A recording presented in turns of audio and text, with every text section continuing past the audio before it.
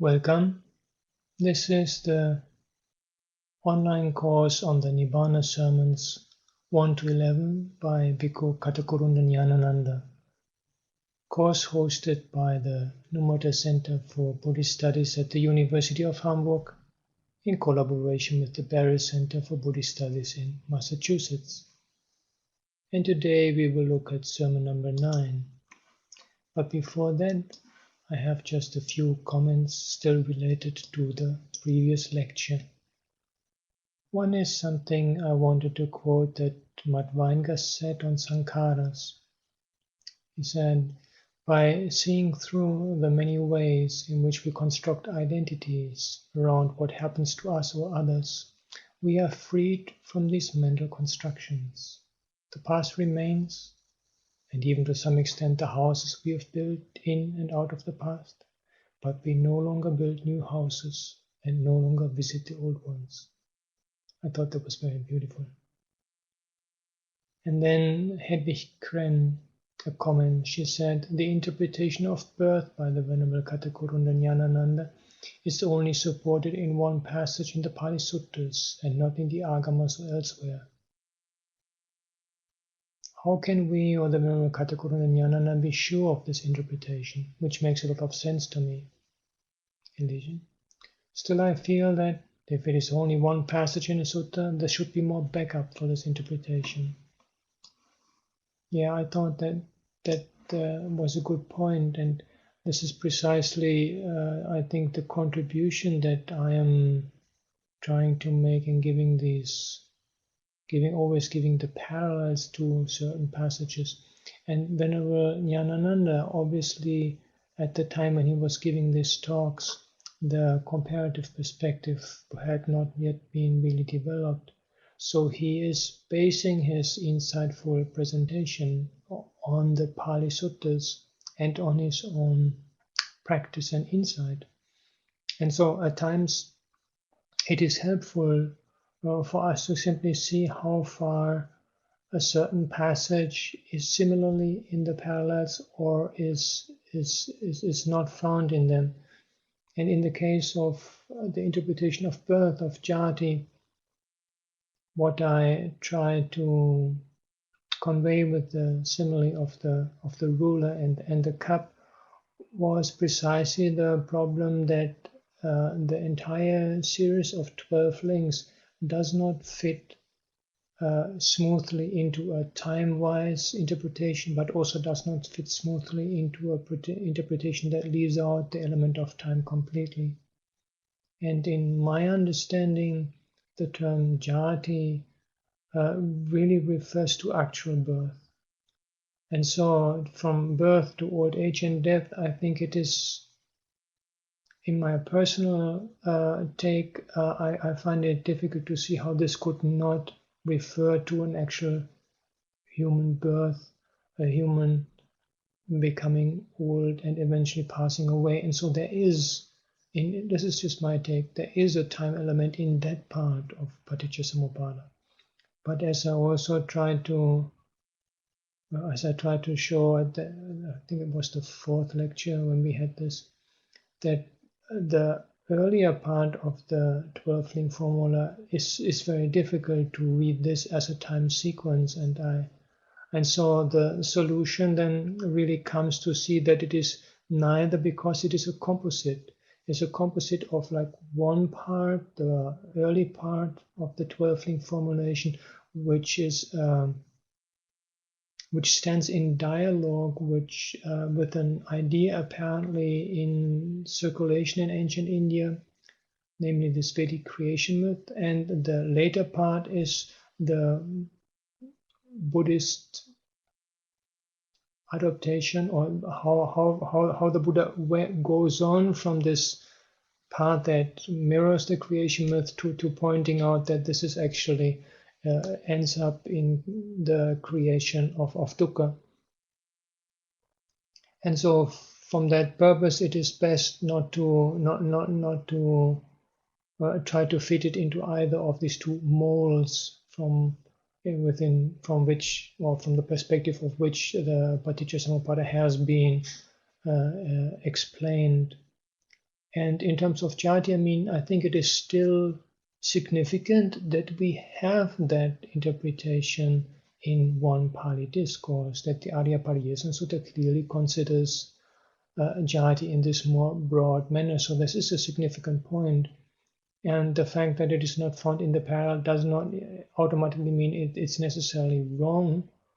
It just means that as an evidence for early Buddhist thought, in the sense of the attempt to come as close as possible to the original delivery of teachings by the Buddha and his disciples, this is weaker than it would be if it is also found in the parallel.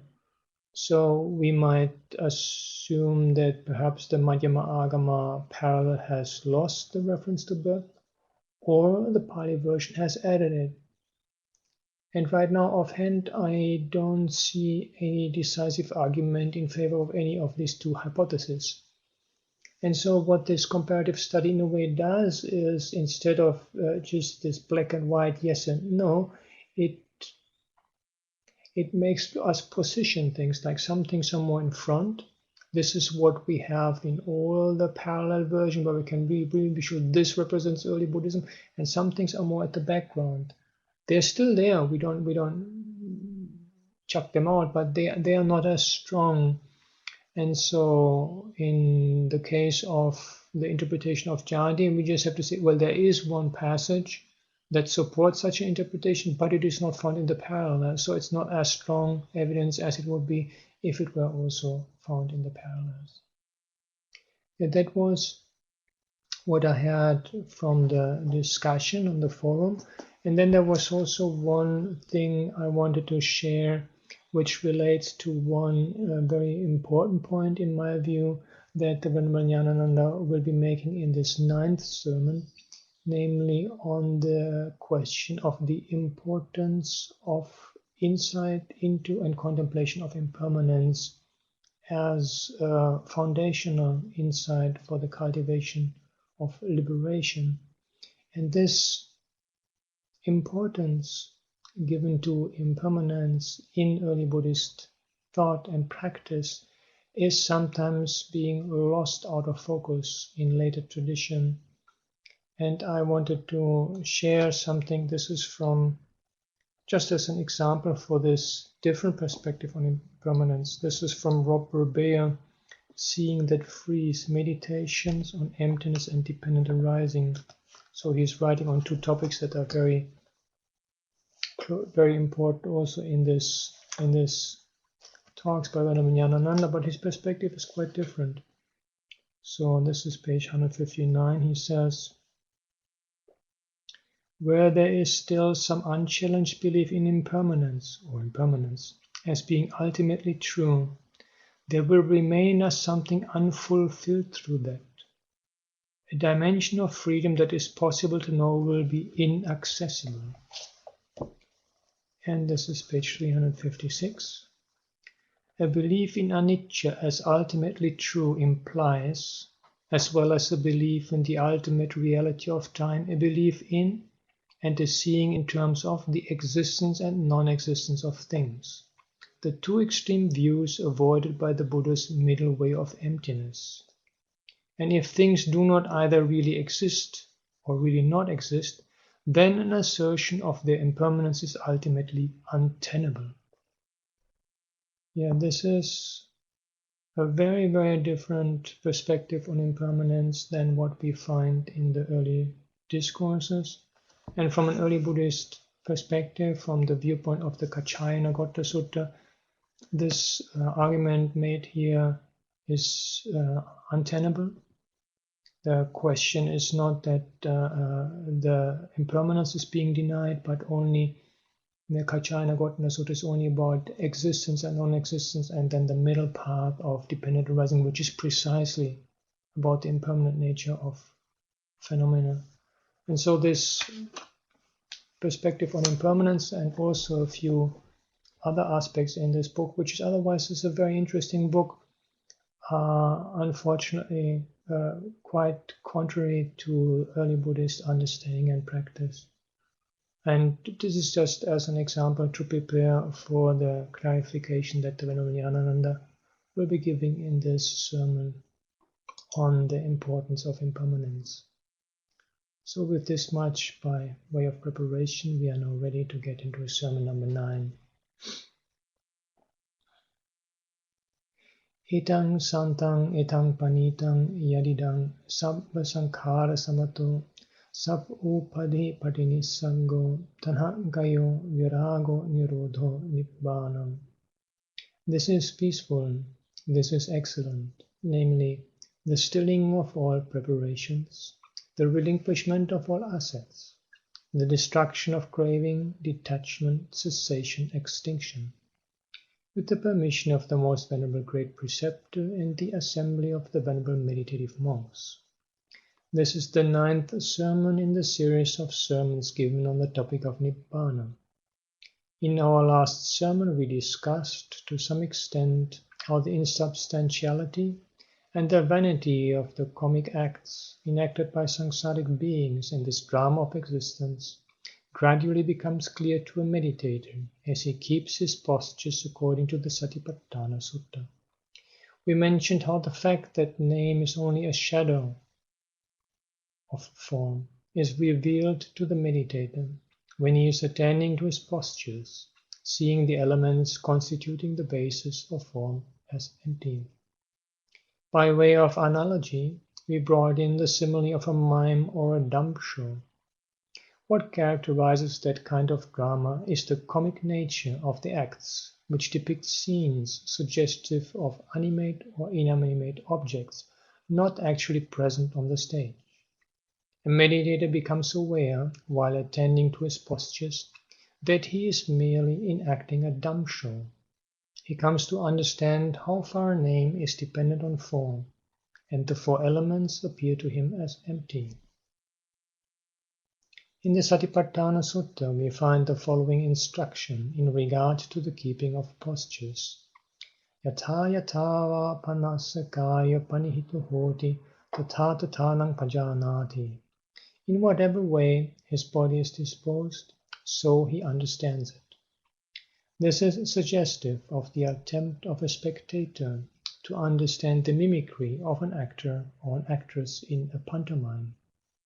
While attending to one's postures, one feels as if one is watching a one-man dumb show. One gets an opportunity to watch it even more keenly when one comes to the section on full awareness, Sampajanya Pabbha, dealing with the minor postures, Kuddaka Iriyapata. The worldlings are in the habit of creating material objects in accordance with the factors on the name side in an extremely subtle manner, by grasping the 4 elements under the influence of personality view, Sankhaya Ditti. The material objects around us are recognized as such by grasping the 4 elements. The definition of the form aspect in name and form points to such a conclusion. Chattara cha mahabhuta chatunnam cha mahabhutanam upadaya rupam. The 4 great primaries and form dependent on those 4 primaries. The word upadaya in this context has a special connotation of a relativity. So in this way, material objects are created with the help of factors in the name group. This reveals a certain principle of relativity. In this relativity, one sees the emptiness of both name and form. This same principle of relativity is implicit in some other statements of the Buddha, but they are rather neglected for lack of recognition of their significance. We come across such a discourse with a high degree of importance in the Salayatana Vanga of the Samyutta Nikaya. There the Buddha states that principle of relativity with the help of an illustration. Hattesu bhikkave sati ādāna nikkepanam paññāyati pādesu sati abhikkama patikkamo paññāyati pabbesu sati saminjana pasāranam paññāyati kucchisming sati jiggaccā pipāsā paññāyati. When there are hands, monks, a taking up and putting down is apparent. When there are feet, a going forward and coming back is apparent. When there are joints, a bending and stretching is apparent. When there is a belly, hunger and thirst is apparent. Then the contrary of this situation is also given. Hattesu bhikkhave asati ādāna nikkepanam na paññāyati. Pādesu asati abhikkamapatikamo na paññāyati. Pabbesu asati saminjana pasaran na paññāyati. Kucchisming asati jiggaccāpipāsa na paññāyati. When there are no hands, taking up and putting down is not apparent. When there are no feet, going forward and coming back is not apparent. When there are no joints, bending and stretching is not apparent. When there is no belly, hunger and thirst are not apparent. What is implied by all this is that basic principle of relativity. Comment, translation by Bhikkhu Bodhi. When there are hands, picking and putting down are discerned. When there are feet, coming and going are discerned. When there are limbs, bending and stretching are discerned. When there is the belly, hunger and thirst are discerned. When there are no hands, picking up and putting down are not discerned. When there are no feet, coming and going are not discerned. When there are no limbs, bending and stretching are not discerned. When there is no belly, hunger and thirst are not discerned. And I've just added the relevant passage in the Chinese parallel, which proceeds similarly.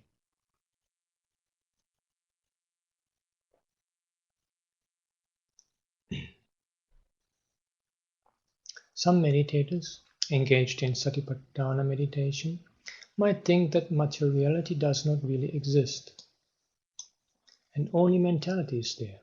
In other words, there are no hands, only a taking up and putting down is there. There are no feet, only a going and coming is there.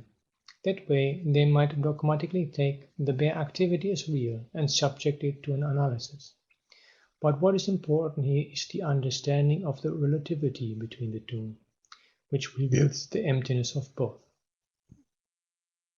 If, on the other hand, one of them is taken too seriously as real, it ends up in a dogmatic standpoint. It will not lead to a deeper understanding of the emptiness of name and form. Commonly, I just want to underline the importance of this clarification here, that phenomenological perspective that emerges in the early sutras is not about saying that everything is mind only. It is only about recognizing the importance of the mind. End of comment. Now, in the case of a pantomime, as already mentioned, a spectator has to imagine persons and things not found on the stage as if they are present, in order to make sense out of an act. Here too we have a similar situation. Name and form exist in relation to each other. What one sees through this interrelation is the emptiness or insubstantiality of both. We brought up all these analogies of dramas and film shows just to give an idea of the impermanence of sankharas or preparations. In fact, the term sankhara is very apt in the context of dramas and film shows. It is suggestive of a pretense sustained with some sort of effort. It clearly brings out their false and unreal nature. The purpose of the perception of impermanence with regard to this drama of existence is the dispelling of the perception of permanence about the things that go to make up the drama. With the dispelling of the perception of permanence, the tendency to grasp a sign or catch a theme is removed. It is due to the perception of permanence that one grasps a sign in accordance with perceptual data. When one neither takes a sign nor gets carried away by its details, there is no aspiration, expectation, or objective by way of craving. When there is no aspiration, one cannot see any purpose or essence to aim at.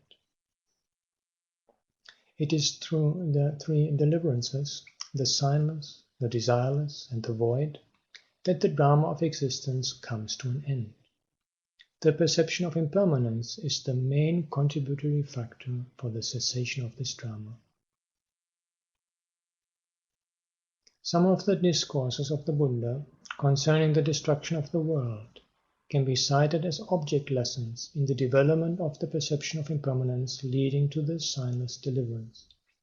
For instance, in the discourse on the appearance of the seven suns, Satta Surya Sutta, mentioned earlier, this world system, which is so full of valuable things like the seven kinds of jewels, gets fully consumed in a holocaust, leaving not even a trace of ash or soot, as if some ghee or oil has been burnt up.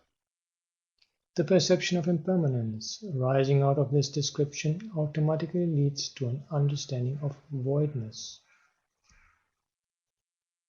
If the conviction that not only the various actors and actresses on the world stage, but all the accompanying decorations get fully destroyed, together with the stage itself, at some point of time, grips the mind with sufficient intensity to exhaust the influxes of sensuality, existence and ignorance, emancipation will occur then and there. That may be the reason why some attained arahanthood immediately on listening to that sermon. That way, the perception of impermanence acts as an extremely powerful antidote for defilements. Anicca sanya bhikkave bhavita bahulikata sabbang kamaragang pariyadiyati sabbang ruparagang pariyadiyati sabbang bhavaragang pariyadiyati sabbang avijjang pariyadiyati sabbang asmimanang pariyadiyati sammohanati. Monks, the perception of impermanence, when developed and intensely practiced, exhausts all attachment to sensuality, exhausts all attachment to form, exhausts all attachment to existence, exhausts all ignorance, exhausts all conceits of an M, and eradicates it completely. Comment, translation by Bhikkhu Bodhi. When the perception of impermanence is developed and cultivated, it eliminates all sensual lust, it eliminates all lust for existence, it eliminates all ignorance, it uproots all conceit I am. And here I am also giving the Chinese parallel, which makes basically the same statement. So there's no question at all that from the viewpoint of early Buddhism, the perception of impermanence is an important and central aspect of the cultivation of insight, and it leads to the full realization of emptiness, which is when all defilements, when the mind has been emptied from all defilements and all idea, conceit of an I am has disappeared with the elimination of all ignorance. End of comment. This shows how the perception of impermanence gradually leads to an understanding of voidness, as is clearly stated in the following quotation. Anicca sannino bhikkhave bhikkhuno anatta sanya santati. Anatta sanyi asmimana samukghatang papunati dittiva dhamme nibbānam. Monks, in one who has the perception of impermanence, the perception of not-self gets established. With the perception of not-self, he arrives at the destruction of the conceit M, which is extinction here and now. Comment. Translation by Bhikkhu Bodhi. When one perceives impermanence, the perception of non-self is stabilized. One who perceives non-self eradicates the conceit I am, which is Nibbāna in this very life. And I have added the Madhyama Agama parallel, which again says pretty much the same thing. End of comment. Such an assessment of the importance of the perception of impermanence will enable us to make sense out of the seemingly contradictory statements in some of the verses in the Dhammapada, such as the following: Puttam atnti dhanam atnti iti balo vihanyati atta hi attano natthi kutu putta kutu dhanam. Sons I have, wealth I have, so the fool is vexed. Even oneself is not oneself. Where then are sons worth wealth? Comment, translation by K.R. Norman. Thinking, I have sons, I have wealth, the fool is tormented. He has indeed no self of his own. How much less sons, how much less wealth. End of comment.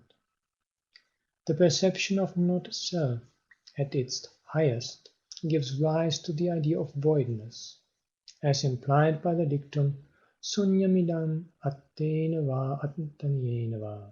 This is empty of self or anything belonging to a self. Some are afraid of this term sunyata, emptiness, voidness, for various reasons. That is why we mentioned at the very outset, already in the first sermon, that gradually the monks themselves showed a lack of interest in those discourses that deal with the idea of voidness. The Buddha had already predicted as a danger that will befall the sasana in the future this lack of regard for such discourses. This prediction reveals the high degree of importance attached to them. The last two sections of the Sutta Nipāta, namely Attaka Vagga and Parayana Vagga, abound in extremely deep sermons. In the Parayana Vagga, for instance, we find the Brahmin youth, Mogaraja, putting the following question to the Buddha. Kattang lokang avikkantang macchuraja napassati. By looking upon the world, in which manner can one escape the eye of the King of Death? The Buddha gives the answer in the following verse. Sunyato lokang avikkassu mogaraja sadasato attanudinting uhacca evaṁ macchutarosya evaṁ lokang avikkantang macchuraja napassati. Look upon the world as void, mogaraja, being mindful at all times. Uprooting the lingering view of self, get well beyond the range of death. Him who thus looks upon the world, the King of Death, gets no chance to see. Comment, translation by Bhikkhu Bodhi. Look upon the world as empty, Mogaraja, being ever mindful. Having uprooted the view of self, one may thus cross over death. The King of Death does not see one who looks upon the world thus. End of comment. From this we can infer that the entire Dhamma, even like the world system itself, inclines towards voidness. This fact is borne out by the following significant quotation in the Chula Tanha Sankaya Sutta, cited by Sakka as an aphorism given by the Buddha himself. Sabbi Dhamma nalang abhinivesaya. Though we may render it simply as nothing is worth clinging on to, it has a deeper significance. The word abhinivesa is closely associated with the idea of entering into or getting entangled in views of one's own creation. The implication, then, is that not only the views as such, but nothing at all is worthwhile getting entangled in. This is suggestive of the emptiness of everything. This brings us to a very important sutta among the eights of the Anguttara Nikaya, namely the King Mulaka Sutta. In this particular sutta, we find the Buddha asking the monks how they would answer a set of questions which wandering ascetics of other sects might put to them. The questions are as follows. King Mulaka Vusa Sabbe Dhamma, King Sambhava Sabbe Dhamma, King Samudaya Sabbe Dhamma, King Samosarana Sabbe Dhamma, King Pamukka Sabbe Dhamma, Kim Adipateya Sabbe Dhamma, King Uttara Sabbe Dhamma, King Sarata Sabbe Dhamma. What is the root of all things? What is the origin of all things? Where do all things arrive? Towards what do all things converge? What is at the head of all things? What dominates all things? What is the point of transcendence of all things? What is the essence of all things? The monks confess that they are unable to answer those questions on their own and beg the Buddha to instruct them. Then the Buddha gave the exact answer to each question in a cut and dried form, saying, "This is the way you should answer if wandering ascetics of other sects raise those questions. Chanda mulaka vusu sabbe dhamma, manasikara sambhava sabbe dhamma, phassa samudaya sabbe dhamma, vedana samosarana sabbe dhamma, samadhi pamukka sabbe dhamma, sataripateya sabbe dhamma, panyuttara sabbe dhamma, vimuttisara sabbe dhamma." Rooted in desire, friends, are all things. Born of attention are all things. Arisen from contact are all things. Converging on feeling are all things. Headed by concentration are all things. Dominated by mindfulness are all things. Surmountable by wisdom are all things. Yielding deliverance as essence are all things. Comment? Translation by Bhikkhu Bodhi. Friends, all things are rooted in desire. They come into being through attention. They originate from contact. They converge upon feeling. They are headed by concentration. Mindfulness exercises authority over them. Wisdom is their supervisor. Liberation is their core. And here the whole passage from the Madhyama Agama parallel. If heterodox practitioners ask you what is the root of all phenomena, you should answer them in this way. All phenomena have desire as their root. If they ask further what connects all phenomena, you should answer in this way. Contact connects all phenomena. If they ask further from what do they come, you should answer in this way. They come from feeling. If they ask further because of what do they exist, you should answer in this way. They exist because of intentions and perceptions. If they ask further, what is their leader? You should answer in this way. Mindfulness is their leader.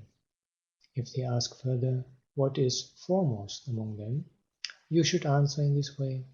Concentration is foremost among them. If they ask further, what is supreme among them? You should answer in this way. Wisdom is supreme among them.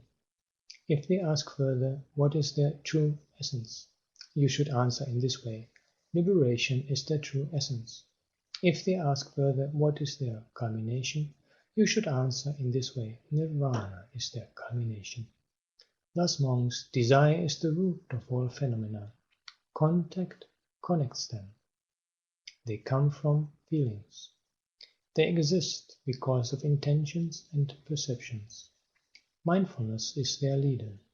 Concentration is foremost among them. Wisdom is supreme among them. Liberation is their true essence, and Nirvana is their culmination.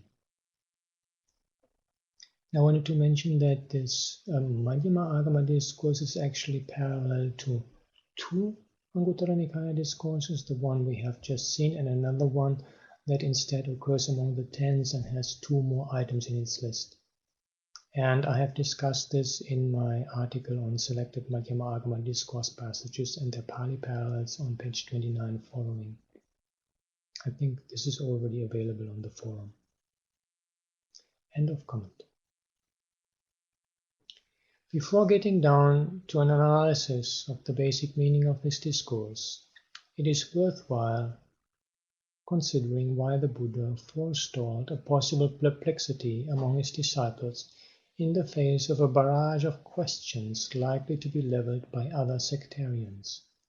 Why did he think it fit to prepare the minds of the disciples well in advance of such a situation? Contemporary ascetics of other sects, notably the Brahmins, entertained various views regarding the origin and purpose of all things. Those who subscribed to a soul theory had different answers to questions concerning thinghood or the essence of a thing. Presumably, it was not easy for the monks, with their not-self standpoint, to answer those questions to the satisfaction of other sectarians. That is why those monks confessed their incompetence and begged for guidance. It was easy for those of other sects to explain away the questions relating to the origin and purpose of things on the basis of their soul theory or divine creation. Everything came out of Brahma, and self is the essence of everything. No doubt, such answers were substantial enough to gain acceptance. Even modern philosophers are confronted with the intricate problem of determining the exact criterion of a thing. What precisely accounts for the thinghood of a thing? What makes it no thing? Unfortunately for the sutta, its traditional commentators seem to have ignored the deeper philosophical dimensions of the above questionnaire. They have narrowed down the meaning of the set of answers recommended by the Buddha by limiting its application to wholesome mental states. The occurrence of such terms as chanda, sati, samadhi, and panya had probably led them to believe that the entire questionnaire is on the subject of wholesome mental states. But this is a serious underestimation of the import of the entire discourse. It actually goes far deeper in laying bare a basic principle governing both skillful and unskillful mental states. Now, for instance, the first two verses of the Dhammapada bring out a fundamental law of psychology applicable to things both skillful and unskillful. Manopabangama dhamma manosetta manomaya. Both verses draw upon this fundamental principle. Nowadays, these two lines are variously interpreted, but the basic idea expressed is that all things have mind as their forerunner, mind is their chief, and they are mind-made.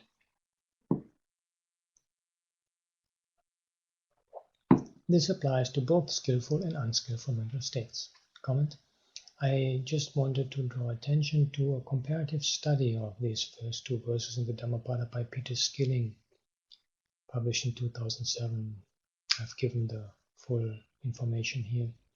And an interesting finding is that the last term in the Pali quote, manomaya, things are mind-made, is actually not found in the parallels.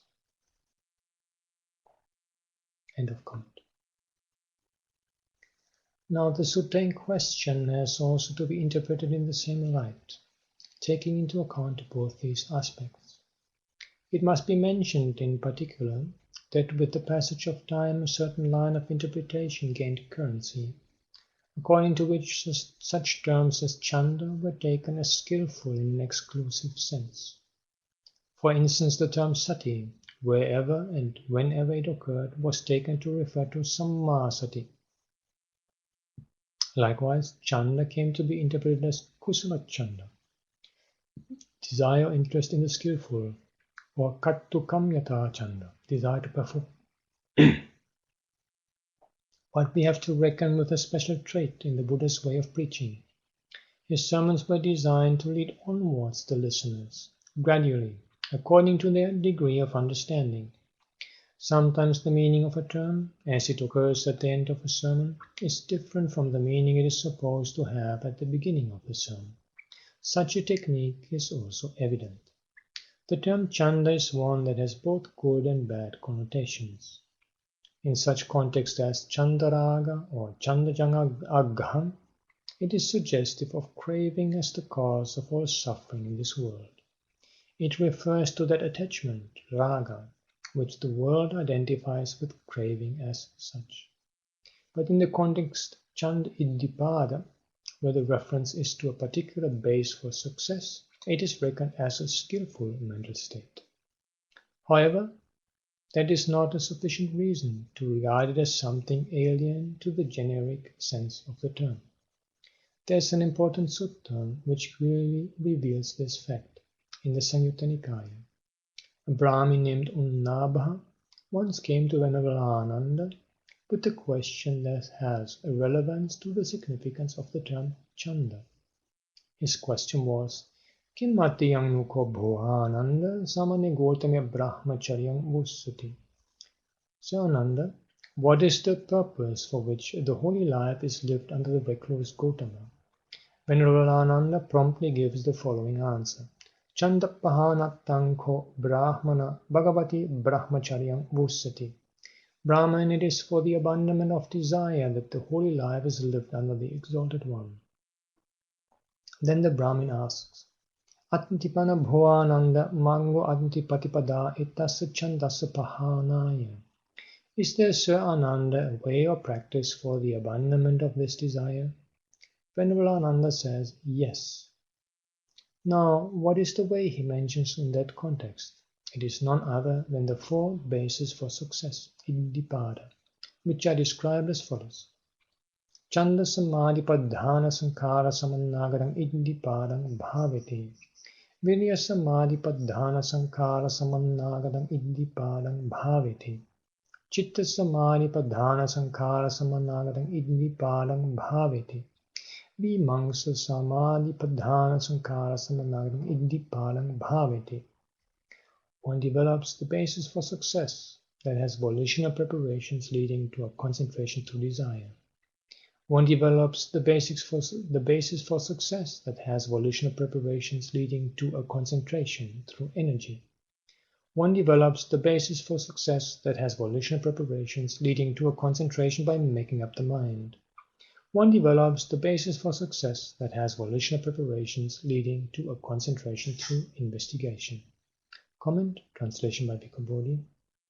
The Bhikkhu develops the basis for spiritual power that possesses concentration due to desire and volitional formations of striving. He develops the basis for spiritual power that possesses concentration due to energy, concentration due to mind, concentration due to investigation and volitional formations of striving. End of comment.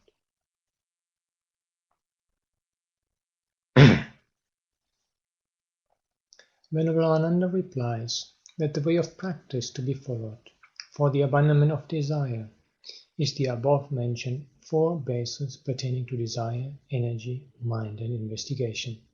The Brahmin is puzzled at this reply. He thinks, if that is so, desire is not abandoned, it is still there. And he raises this objection to show that there is an implicit contradiction. Chande neva chandang pajahisati iti netam thanam vinjati. That one abandons desire by desire itself is an impossibility. Then the Venerable Ananda brings out a simile to convince the Brahmin of the implicit truth in his reply. What do you think, Brahmin? Is it not the case that you earlier had the desire, I will go to the park, and after you came here, the appropriate desire subsided? So this is the logic behind the statement concerning the abandonment of craving. The term chanda is used here in the first instance with reference to that type of craving for the purpose of the abandonment of craving. The desire as a basis for success is developed for the very abandonment of desire. So there's no question about the use of the same word. Here, chanda as a base of success still belongs to the chanda family. A desire should be there even for the abandonment of desire. This is a distinctive basic principle underlying the middle path. Comment. Yeah, I just would like to underline the importance of this comment made by Venerable Ñāṇananda, because I have often come across that idea in modern Western practitioner circles that one should simply have no desire at all, and that therefore it is discouraged to have any desire for personal improvement or reaching the final goal. And such an attitude is similar to the topic of impermanence taken up at the beginning of the lecture, a reflection of certain developments in later Buddhist traditions, but it does not square and does not concord with the perspective that is evident in early Buddhist thought. End of comment. Some have a great liking for the word chanda, but dislike the word tanha. So much so that if one speaks of a craving for attaining Nibbāna, it might even be regarded as a blasphemy. In another sermon given by Venerable Ananda himself, one addressed to a particular Sikh nun, we find the statement, Tannang nisaya tanha pahatabba. Depending on craving, one should abandon craving. Comment. I'm giving the full statement here first in Pali. Tanha sambhutayang bhaginikayo tannang nisaya tanha pahatabba. And the same statement is made previously for ahara, nutriment, and subsequently for mana, conceit. And for those of you who know a little Pali, you can see that there is somewhat of an ambiguity in the construction. In what sense this Tannang Nisaya Tanha Pahatabba should be understood. And this ambiguity comes out if we compare two translations. So here is the translation by Bhikkhu Bodhi. This body has originated from craving. In dependence on craving, craving is to be abandoned. And the earlier translation by Woodward. System, this body has come into being through craving, is dependent on craving. Craving must be abandoned. So the question is whether this Tanhang Nisaya should be related to the body or is related to the abandoning of craving. And as we can see, the two translators take it differently. My personal preference would be for the translation by Bhikkhu Bodhi, but the point is just to show that there are different ways of taking it. And so it is, of course, interesting to see what the Chinese parallel does. And so when we look at the first part of the Chinese parallel, it clearly supports the idea of associating the depending on craving to the body.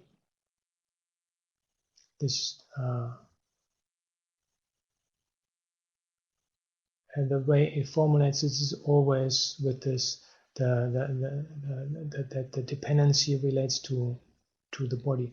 But then the fascinating thing is that a little bit later in the same Samyukta Agama parallel, then we eventually come to the statement that in dependence on craving, craving should be abandoned.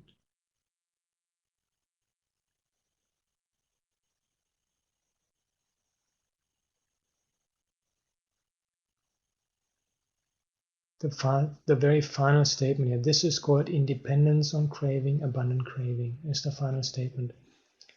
So in this case, the Samyukta Agama parallel does not help us to decide, but shows us that both interpretations are apparently possible from the viewpoint of the Samyukta Agama parallel. Very interesting, I found that. End of comment. That again is suggestive of a special application of the middle path technique. But the kind of craving meant here is not something crude. It is specifically explained there that it is the longing arising in one for the attainment of arahanthood on hearing that someone has already attained it. Of course, there's a subtle trace of craving even in that longing, but it is one that is helpful for the abandonment of craving. So one need not fight shy of the implications of these words. As a matter of fact, even the word rati, attachment, is used with reference to Nibbāna. When, for instance, it is said that the disciple of the Buddha is attached to the destruction of craving, tanhang kayarato hoti samma sambuddha savako, it may sound rather odd, because the word rati usually stands for lust. However, according to the middle path principle of utilizing one thing to eliminate another, words like chanda and tanha are used with discretion. Sometimes terms like nekkamasita domanassa, unhappiness based on renunciation, are employed to indicate the desire for attaining Nibbāna. Therefore, the statement chanda mulaka sabbe dhamma need not be interpreted as referring exclusively to skillful mental states. With regard to the significance of sati and samadhi, too, we may mention in passing that terms like miccha sati, wrong mindfulness, and miccha samadhi, wrong concentration, do sometimes occur in the discourses. Comment. Yeah, this is a very important observation, particularly the fact that the discourses recognize wrong mindfulness, which of course could not be wholesome, and this stands in contrast to the commentarial Theravada tradition, which considers mindfulness as an invariable wholesome mental state. And this, in combination with the idea of the momentariness of mental states, then leads to the position that mindfulness and a defilement cannot coexist in the same mental state, because one mental state must be either completely wholesome or completely unwholesome. And this then leads to the idea of considerable impact on actual mindfulness practice, that mindfulness of the presence of a state of lust or anger is necessarily always retrospective.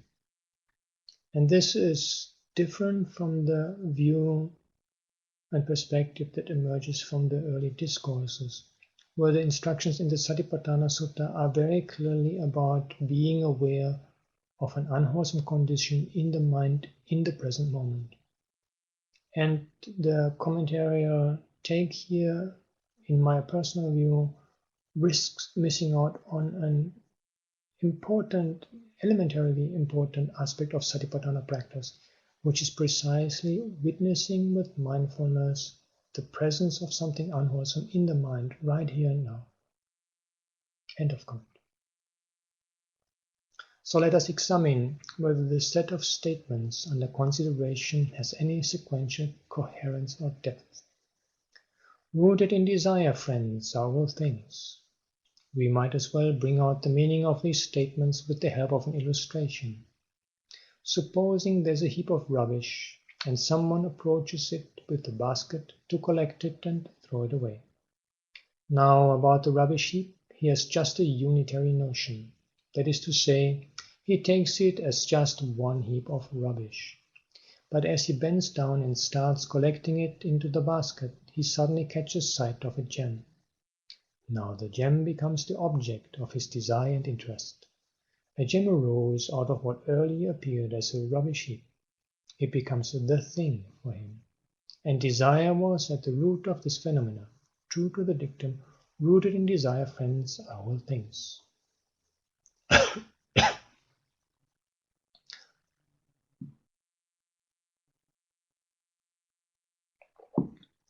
Then, what about origination through attention? It is through attention that the gem came into being. One might think that the origin of the gem should be traced to the mind, or to some place where it took shape. But the Buddha traces its origin in accordance with the norm Mano Pabangama Dhamma. Mind is the forerunner of all things. So then, the root is desire, and the source of origin is attention, the very fact of attending. Passa samudaya sabbe dhamma. All things arise from contact. There was eye contact with the gem, as something special out of all the things in the rubbish heap. So the gem arose from eye contact. Vidana samosarana sabbe dhamma. All things converge on feeling. As soon as the eye spotted the gem, a lot of pleasant feelings about it arose in the mind. Therefore, all things converge on feeling. Samadhi pamukha sabbe dhamma. Headed by concentration are all things. Here, in this case, it may be wrong concentration, micca samadhi. But all the same, it is some kind of concentration. It is now a concentration on the gem. It is as if his meditation has shifted from the rubbish heap to the gem. Sat adipatteya sabbe dhamma, dominated by mindfulness are all things. As to this dominance, undistracted attention is necessary for the maintenance of that thing which has now been singled out. Where there is distraction, attention is drawn to other things as well. That is why mindfulness is said to be dominant, be it the so-called wrong mindfulness, but nonetheless it is now directed towards the gem. Now comes the decisive stage, that is the surmountability by wisdom, panyuttara. Let us for a moment grant that somehow or other, even though wrong, micca, some kind of surrogate mindfulness and concentration has developed out of this situation. Now, if one wants to cross over in accordance with the Dhamma, that is, if one wants to attain Nibbāna with his gem itself as the topic of meditation, one has to follow the hint given by the statement Panyuttara sabbe dhamma, surmountable by wisdom are all things. What one has to do now is to see through the gem, to penetrate it by viewing it as impermanent, fraught with suffering and not self, thereby arriving at the conviction that, after all, the gem belongs to the rubbish heap itself. The gem is transcended by the wisdom that it is just one item in this rubbish heap. That is the world in its entirety. If one wins to the wisdom that this gem is something like a piece of charcoal, to be destroyed in the Holocaust at the end of a world period, one has transcended that gem. So then, the essence of all things is not any self or soul, as postulated by the Brahmins. Deliverance is the essence. In such discourses as the Mahasaropama Sutta, the essence of this entire Dhamma is said to be deliverance. The very emancipation from all this, to be rid of all this, is itself the essence. Some seem to think that the essence is a heaping up of concepts and clinging to them. But that is not the essence of this teaching. It is the ability to penetrate all concepts, thereby transcending them. The deliverance resulting from transcendence is itself the essence. With the cessation of that concept of a gem as some special thing, a valuable thing, separate from the rest of the world, as well as of the ensuing heap of concepts by way of craving, conceit, and views, the gem ceases to exist. That itself is the deliverance. It is the emancipation from the gem. Therefore, vimutti sara sabbe dhamma, deliverance is the essence of all things. So then, we have here a very valuable discourse, which can even be used as a topic of insight meditation. The essence of any mind object is the very emancipation from it, by seeing it with wisdom. Considered in this light, everything in the world is a meditation object. That is why we find very strange meditation topics mentioned in connection with the attainments of ancient Arahant monks and nuns. Sometimes even apparently unsuitable meditation objects have been successfully employed. Meditation teachers, as a rule, do not approve of certain meditation objects for beginners, with good reason. For instance, they would not recommend a female form as a meditation object for a male, and a male form for a female. That is, because it can arouse lust. Since it is mentioned in the Theravada that lust arose in some monk even on seeing a decayed female corpse in a cemetery. But in the same text, one comes across an episode in connection with Venerable Nagasamala, which stands in utter contrast to it. Venerable Nagasamala attained arahanthood with the help of a potentially pernicious meditation object. As he describes it in his words, "Once on my begging round, I happened to look up to see a dancing woman, beautifully dressed and bedecked, dancing to the rhythm of an orchestra just on the middle of the highway." And what happened then? Tato me manasikaro yoniso udapanjata adinavopato rahu nibbida samatiptata tato chittang vimucci me passa dhamma sudhammatam. Just then radical attention arose from within me. The perils were manifest and dejection took place. Then the mind got released. Behold the goodness of the known. Comment translation by Norman. Then reasoned thinking arose in me, the peril became clear, and disgust with the world was established. Then my mind was released.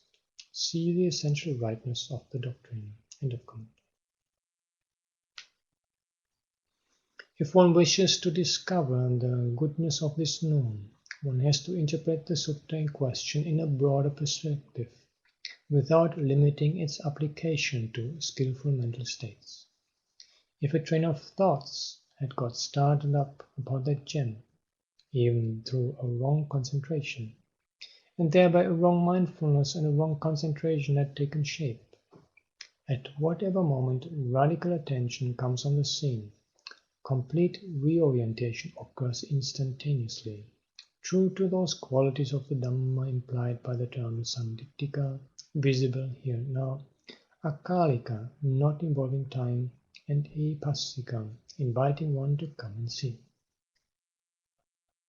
Some might wonder, for instance, how those Brahmins of old, who had practiced their own methods of concentration, attained arahanthood on hearing just one stanza, as soon as they came to the Buddha.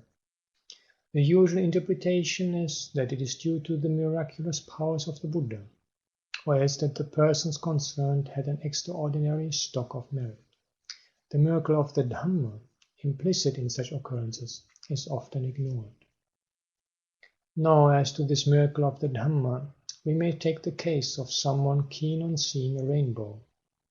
He will have to go on looking at the sky indefinitely, waiting for a rainbow to appear.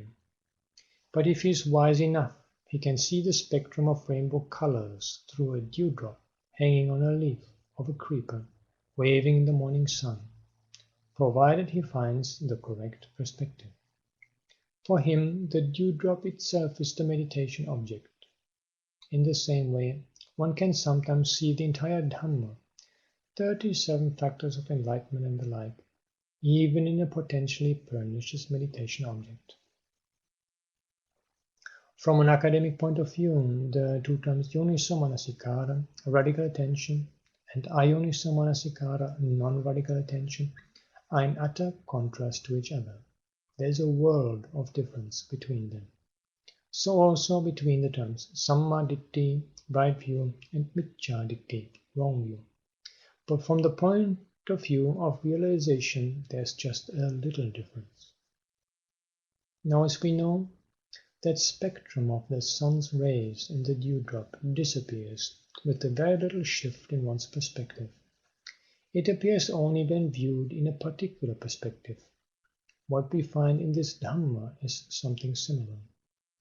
This is the intrinsic nature of this Dhamma that is to be seen here and now, timeless, leading onward, and realizable by the wise, each one by himself. Our interpretation of this sutta, taking the word sabbe dhamma to mean all things, is further substantiated by the Samiddhi Sutta found in the section on the nines in the Anguttara Nikaya. It is a discourse preached by Venerable Sariputta. To a great extent, it runs parallel to the one we have already analyzed. The difference lies only in a few details. In that sutta we find the Venerable Samiddhi answering the questions put to him by Venerable Sariputta, like a pupil at a catechism. The following is the gist of questions raised and answers given. Kimma ramana samiddhi purisassa sankapa vitakka uppajjantiti namarupa ramana bhante. Te pana samiddhi kvananattang gaccantiti dhatu subhante. Te pana samiddhi king samudayati passa samudaya bhante. Te pana samiddhi king samosarnati vedana samosarna bhante. Te pana samiddhi king pamukati samani pamukha bhante. Te pana samiddhi king adipateyati satadipatteya bhante. Te pana samiddhi king uttarati panyuttara bhante. Te pana samiddhi king sarati vimutti sara bhante. Te pana samiddhi king ogadhati amattu gadha bhante. Except for the first two questions and the last one, the rest is the same as in the questionnaire given by the Buddha. But from this catechism, it is extremely clear that Venerable Sariputta is asking about thoughts and concepts. In the case of the previous sutta, one could sometimes doubt whether the word sabbe dhamma refers to skillful or unskillful mental states. But here it is clear enough that Venerable Sariputta's questions are on thoughts and concepts. Let us not try to translate the above catechism.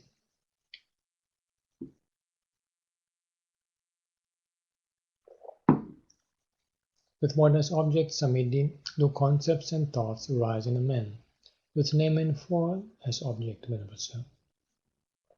But where Samiddhi do they assume diversity? In the elements, Venerable Sir. But from what Samiddhi do they arise? They arise from contact, Venerable Sir. But on what Samiddhi do they converge? They converge on feeling, Venerable Sir.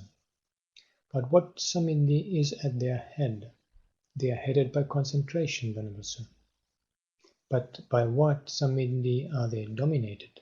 They are dominated by mindfulness, Venerable Sir. But what Samiddhi is their highest point? Wisdom is their highest point, Venerable Sir. But what Samiddhi is their essence? Deliverance is their essence, Venerable Sir. But in what Samiddhi do they get merged? they get merged in the deathless. Comment. Translation by Bhikkhu Bodhi. On what basis, Samiddhi, do intentions and thoughts arise in a person?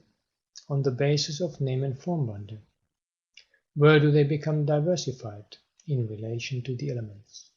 From what do they originate? They originate from contact. Upon what do they converge? They converge upon feeling. By what are they headed? They are headed by concentration. What exercises authority over them? Mindfulness exercises authority over them. What is their supervisor? Wisdom is their supervisor. What is their core? Liberation is their core. In what do they culminate? They culminate in the deathless. End of comment.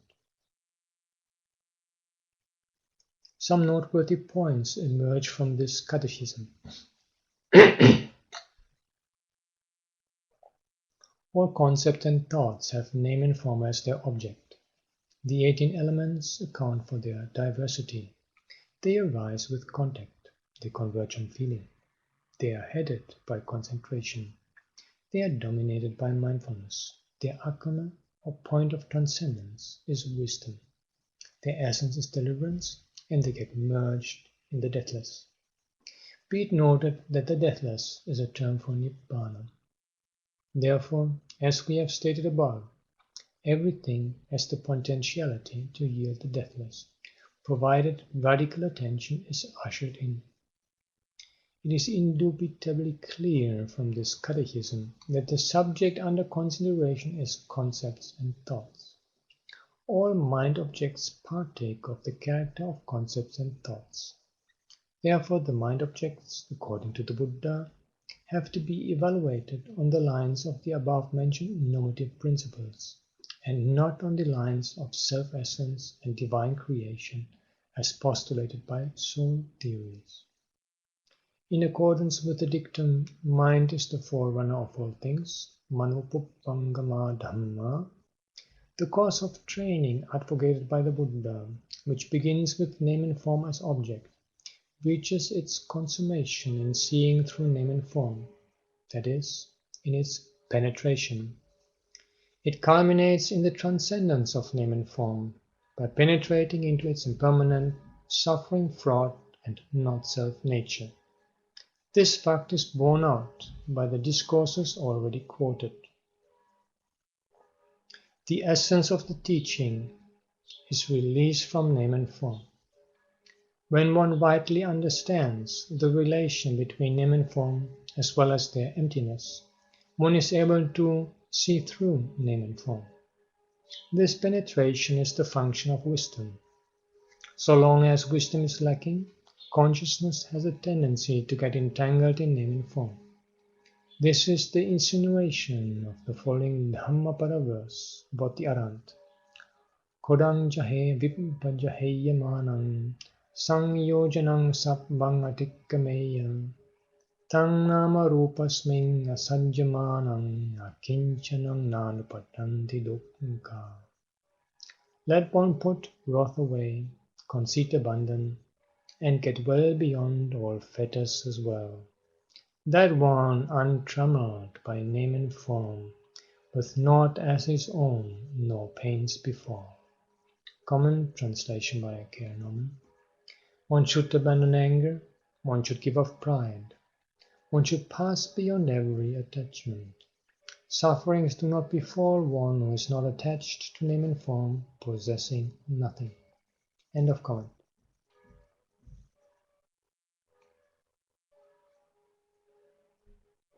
The path shown by the Buddha, then, is one that leads to the transcendence of name and form by understanding its emptiness. In this connection, the Brahmajala Sutta of the Digha Nikaya reveals a very important fact on analysis. What it portrays is how the 62 wrong views lose their luster in the light of wisdom, emanating from the non-manifestative consciousness of the Buddha, which is lustrous on all sides, sabbhatapava. As to how a luster could be superseded, we have already explained with reference to a film show. The film show lost its luster when the doors were flung open. The narrow beam of light directed on the cinema screen faded away completely before the greater light now coming from outside. Similarly, the 62 wrong views in the Brahmajala Sutta are seen to fade away before the light of wisdom coming from the non-manifestative consciousness of the Buddha. The narrow beams of 62 wrong views faded in the broader flood of light that is wisdom. Those heretics who propounded those wrong views conceived them by dogmatically holding on to name and form. They got entangled in name and form, and those views were the product of speculative logic based on it. We come across an allusion to this fact in the Mahaviyuha Sutta of the Sutta Nibbāna.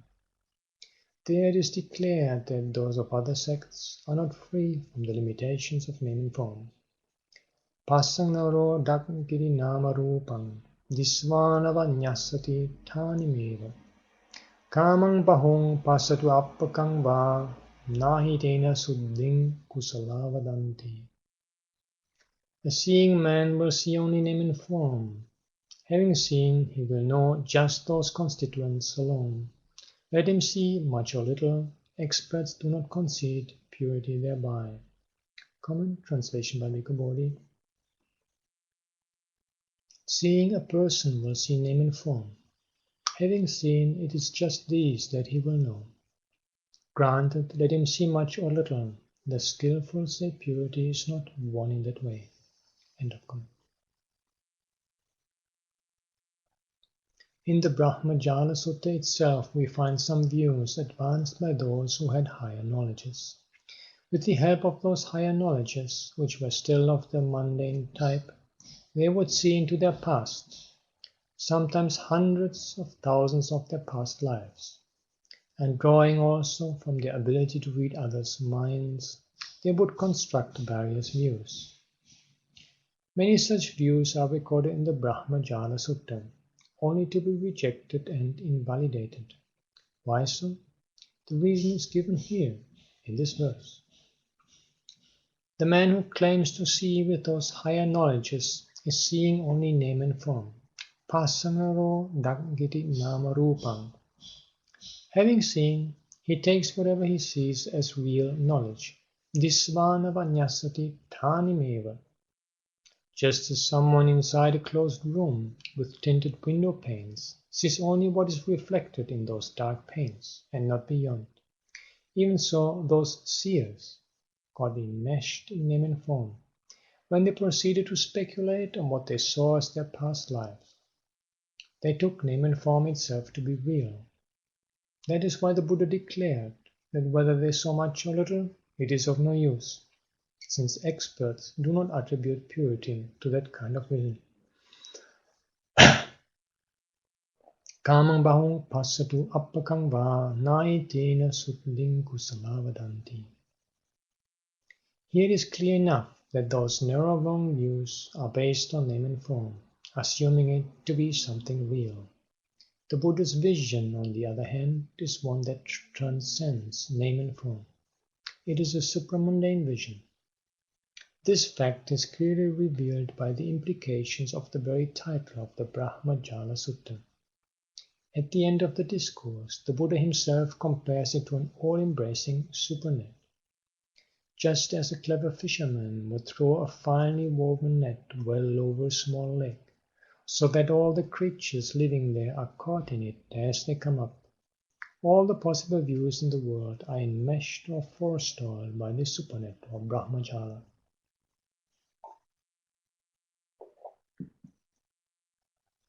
Comment. I just wanted to briefly look at who is the one who casts that supernet. Excuse me, the Brahmajala, which the Digha Nikaya does not explicitly say. And according to the commentary, the net is cast by the Buddha. But the Sanskrit and two Tibetan parallels I'm giving here, it is rather cast by Mara. And that seems to me also the more probable understanding. that the Buddha simply explains the net in which these Brahmins are caught by speculating and giving rise to various views. I've discussed this in more detail in an article that also translates the Dirgha Agama parallel of the examination of views in the Brahmajala Sutta and views in the Tathagata, a comparative study and translation of the Brahmajala in the Chinese Dirgha Agama, and I will make this available in the forum for anyone who is interested to follow up more the Brahmajala Sutta treatment in the light of its parallel, which is very interesting and powerful discourse on the basis of views, the holding on to views in feeling and contact. End of comment. Let us now pause to consider what the mesh of this net could be. If the Brahmajala Sutta is a net, what constitutes that fine mesh in this net? There is a word occurring all over the discourse which gives us a clear answer to this question. It is found in the phrase which the Buddha used to disqualify every one of those views, namely, Tadapi Passa Paccaya, Tadapi Passa Paccaya, and that too is due to contact, and that too is due to contact. So from this we can see that contact is the mesh of this net. The medley of wrong views, current among those of other sects, is the product of the 6 sense bases dependent on contact. The Buddha's vision, on the other hand, seems to be an all-encompassing luster of wisdom, born of the cessation of the 6 sense bases, which in effect is the vision of Nibbāna. This fact is further clarified in the Sutta by the statement of the Buddha that those who cling to those wrong views, based on name and form, keep on whirling within the samsaric round because of those very views. Sabbe te chahi passayatane pussa pussa patisangvedenti. Tesang passa paccaya vidana, vidana paccaya tanha, tanha paccaya upadhanam, upadhana paccaya bhavo, bhava paccaya jati, jati paccaya jara maranam, Soka parideva dukkhadumanasupayasa sambhavanti. Yatoko vikave bhikkhu channang passayatananang samurayancha attagamancha asadancha adinavancha nissaranancha yatha bhodang bhajanati ayang imme sabbe heva uttaritarang bhajanati. They all continue to experience feeling, coming into contact again and again with the 6 sense bases. And to them, dependent on contact, there's feeling. Dependent on feeling, there's craving. Dependent on craving, there's grasping. Dependent on grasping, there's becoming. Dependent on becoming, there's birth. And dependent on birth, decay, death, sorrow, lamentation, pain, grief, and despair come to be. But when a monk knows as they truly are, the arising, the going down, the satisfaction, the peril, and the stepping out concerning the 6 sense bases, that monk has a knowledge which is far superior to that of all those dogmatists. Comment, translation by Maurice Walsh. With regard to all of these, they experience these feelings by repeated contact through the 6 sense bases. Feeling conditions craving, craving conditions clinging, clinging conditions becoming, becoming conditions birth, birth conditions aging and death, sorrow, lamentation, sadness, and distress. When a monk understands as they really are the arising and passing away of the 6 bases of contact, their attraction and peril, and the deliverance from them, he knows that which goes beyond all these views. And a relevant part from the Dirgha Agama parallel. Recluses and Brahmins, who give rise to a doctrine of eternalism and declare that the world is eternal, they do so conditioned by feeling, which produces craving. Craving having arisen, they do not realize by themselves that they are being defiled by attachment to craving and are under the power of craving. Up to Nibbāna here and now. The rest is also to be recited further like this. What I've put here in italics, these are recitation remarks for those who are reciting the discourse, that they have to now go through that whole passage with all the other different views that have been mentioned earlier. I continue. Recluses and Brahmins who, having views about the past and speculations about the past, give rise to a doctrine of eternalism, declaring that the world is eternal. They do so conditioned by contact. It is impossible to establish such a doctrine without contact, etc. If a monk knows, as it really is, the rising of the 6 spheres of contact, their cessation, their gratification, their disadvantage, and the escape from them, this is supreme and leads out of all those views. End of comment. This paragraph clearly brings out the distinction between those who held on to such speculative views and the one who wins to the vision made known by the Buddha. The former were dependent on contact, that is, sensory contact, even if they possessed worldly higher knowledges. Because of contact originating from the 6 sense bases, there is feeling. Because of feeling, they are lured into craving and grasping, which make them go round and round in samsara. The emancipated monk who keeps to the right path, on the other hand, wins to that synoptic vision of the 6 sense bases, replete in its 5 aspects. That is what is known as the light of wisdom. To him, all 5 aspects of the 6 sense bases become clear, namely the arising, the going down, the satisfaction, the peril, and the stepping out. That light of wisdom is considered the highest knowledge, precisely because it reveals all these 5 aspects of the 6 sense bases. The reference to the formula of dependent arising in the above passage is highly significant. It is clear proof of the fact that the law of dependent arising is not something to be explained with reference to a past existence. It is a law relevant to the present moment. This name and form is reflected on consciousness.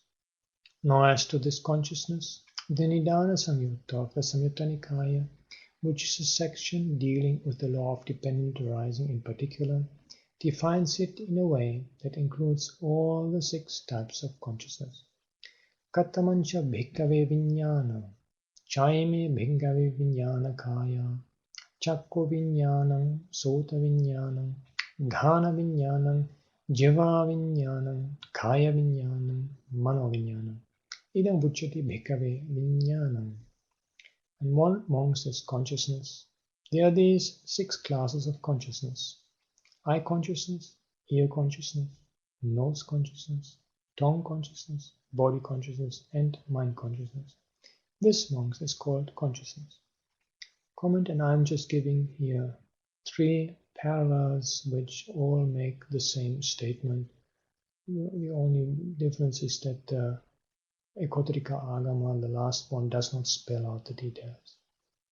End of comment.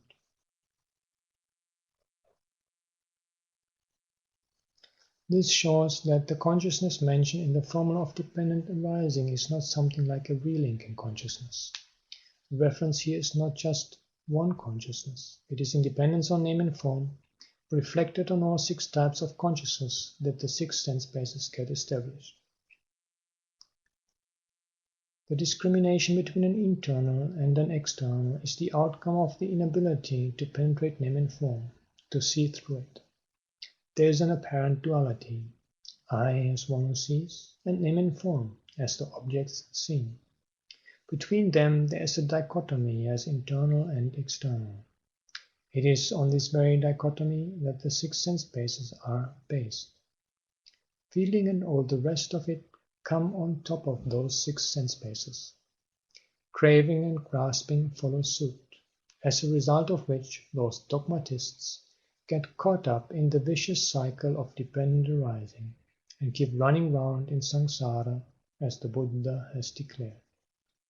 So then it becomes clear from the Brahmajala Sutta that such a wide variety of wrong views exist in this world due to the dogmatic involvement in name and form reflected on consciousness, that is, by mistaking the reflection to be oneself. This, in brief, is tantamount to Sakkaya Ditthi, or personality view. Now let us take up a parable by way of an illustration of the distinction between the wrong view of the dogmatists, already analyzed, and the right view, which is in complete contrast to it. It is an episode in the Ummagga Jataka which more or less looks like a parable to illustrate this point. In the Ummagga Jataka, one comes across the problem of a gem. In that story, there are in fact several such problems concerning gems, and we are taking up just one of them. The citizens of Mithila came and informed King Videha that there is a gem in the pond near the city gate. The king commissioned his royal advisor Seneka with the task of taking out the gem. He went and got the people to empty the pond, but failed to find the gem there. Even the mud was taken out and the earth dug up in a vain attempt to locate the gem. When he confessed his failure to the king, the latter entrusted the job to Bodhisatta Mahosada, the youngest advisor. When he went there and had a look around, he immediately understood that the gem is actually in a crow's nest on a palm tree near the pond. What appeared in the pond is only its reflection. He convinced the king of this fact by getting a man to immerse a bowl of water into the pond, which also reflected the gem. Then the man climbed up the palm tree and found the gem there as predicted by Mahosada. If we take this episode as an illustration, the view of the dogmatists can be compared to Seneka's view. The discovery of the Buddha, that name and form is a mere reflection, is like the solution advanced by the Bodhisatta Mahosada to the problem of the gem in the pond. Now, what is the role of personality view in this connection? It is said that the Buddha preached the Dhamma adopting a via media between two extreme views. What are they? The eternalist view and the nihilist view. The eternalist view is like that attachment to the reflection. Sometimes when one sees one's own image in water, one falls in love with it, imagining it to be someone else, as in the case of the dog on the plank mentioned in an earlier sermon. It can sometimes arouse hate as well. Thus there could be both self-love and self-hate. Inclining towards these two attitudes, the personality view itself leads to the two extreme views known as eternalism and nihilism, or annihilationism. It is like Seneka's attempt to find the gem by emptying the water and digging the bottom of the pond. The Buddha avoids both these extremes by understanding that this name and form is a reflection. Owing to the reflective nature of this pond of consciousness, it has no essence. The name in this name and form, as we have already stated in an earlier sermon, is merely a formal name or an apparent name. And the form here is only a nominal form, a form only in name. There is neither an actual name nor substantial form here. Name is only apparent and form is only nominal. With this preliminary understanding, one has to arouse that wisdom by building up the ability to see through name and form, in order to win to freedom from this name and form. So in this sermon, our special attention has been on name and form, on the interrelation between name and form and consciousness. All this reveals to us the importance of the first two lines of the problematic verse already quoted. Viññāṇaṁ anidassaṇaṁ āntaṁ sabbatopavam. Consciousness which is non-manifestative, endless, lustrous on all sides. According to the Buddha's vision, by fully comprehending the fact that name and form is a mere image or reflection, the non-manifestative consciousness develops the penetrative power to see through it. But those others who could not understand that it is a reflection aroused self-love and self-hate. It is as if one is trying to outstrip one's shadow by running towards it out of fun, while the other is trying to flee from it out of fear. Such is the nature of the two extreme views in this world. Dvihi bhikkhave dittigate paryuttita devamanusa oliyanti eke atidhavanti eke chakmantocha passanti. Obsessed by two views, monks, are gods and men, some of whom lag behind, while others overreach. Only they do see that have eyes to see. Comment, translation by Ireland. Bhikkhus, held by two kinds of views, some devas and men hold back and some overreach. Only those with vision see. End of comment. This is how the Itivuttaka, the collection of the thus said discourses, sums up the situation in the world.